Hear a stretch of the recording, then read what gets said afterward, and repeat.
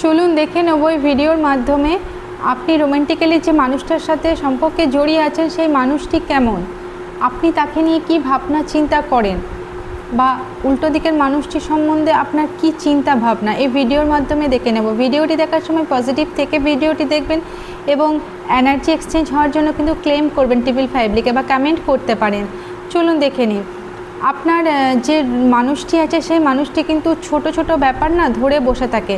আপনি হয়তো সাধারণ একটা কথা বলছেন, সেই কথাটা কিন্তু ধরে বিশাল বড় একটা ইস্যু করে, আপনাকে কিন্তু খুব সন্দেহ করে কেমন, এবং সন্দেহ করে কিন্তু উল্টোপাল্টা কিন্তু কথা বলে, হঠাৎ ডিসিশন নিয়ে নেয়, হুটহাট মাথা গরম করে নেয়, তারপর কিন্তু মুড অফ হয়ে কথাবার্তা বন্ধ হয়ে যায়। এরকম একটা সিচুয়েশান কিন্তু তৈরি হয়।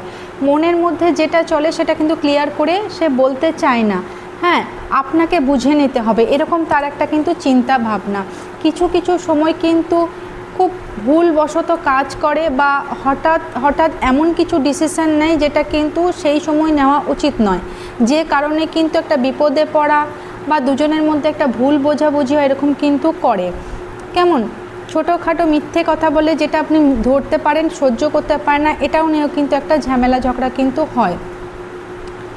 রোমান্টিক ব্যাপারটা কিন্তু এখন আর নেই। আগে যেমন একটা রোমান্টিক ব্যাপার ছিল বা আপনার সাথে সেরকম ধরনের কথাবার্তা বলতো, এখন কিন্তু তেমন কিছু বলে না, বা যদিও বলে সেটা ডাইরেক্ট বলে, যেটা আপনি হয়তো পছন্দ করেন না। হ্যাঁ, বা রুটভাবে বলে। যদি কোনো সেরকম কিছু কথাবার্তা হয় সেটা কিন্তু ডাইরেক্ট বলে, যেটা আপনার কিন্তু ভালো লাগে না। আপনিও চান যে একটা ওই পাশের মানুষটা একটা রোমান্টিকভাবে কথাটা বলুক। হ্যাঁ, আপনার মধ্যে যে জিনিসটা আছে সেই জিনিসটা ও কিন্তু প্রকাশ করে না, বা জেনেও কিন্তু না জানার একটা অজানা ভাব করে, এরকম একটা ভাব।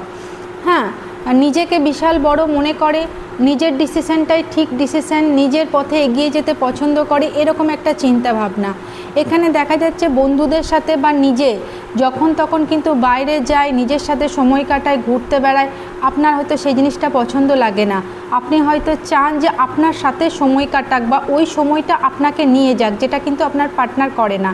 এগুলো নিয়ে কিন্তু একটা মন খারাপ, পাস্টের কোনো কথা কিন্তু তুলে আনে, পাস্টের কিছু লস হয়েছে বা পাস্টের কোনো একটা রিলেশনশিপ যেটা থাকে সেইগুলো তুলে এনে কিন্তু একটা ঝামেলার সৃষ্টি করা বা দুজনের মধ্যে একটা মিসআন্ডারস্ট্যান্ডিং, এগুলোও কিন্তু হয়ে থাকে। Thank you.